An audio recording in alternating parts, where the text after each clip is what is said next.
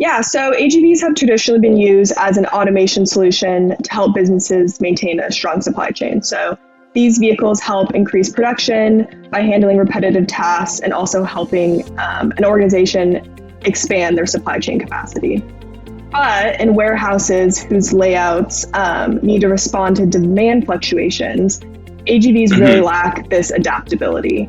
So simply put, it's not really that easy to reroute an AGV. They run in a fixed loop like a train and are typically guided by magnetic tape or fixed wires. So changing that route isn't always a quick fix and can end up being very capital intensive.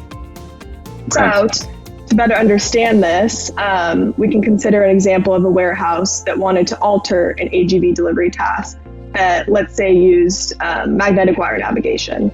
So in this particular example, the warehouse would actually need to rip out and reroute the wires on the floor.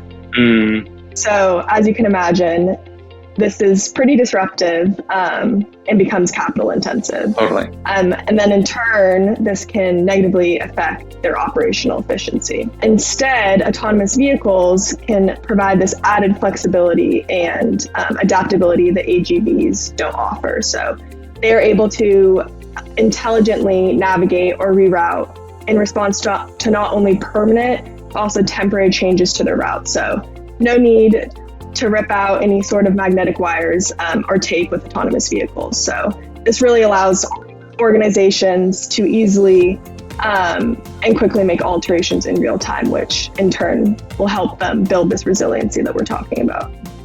Yeah, that makes sense. So with AGVs, like there's all this infrastructure that you have to have in place, you know, magnets on the ground or other wiring and things like that. But with autonomous vehicles, you can do all of those changes on the software side.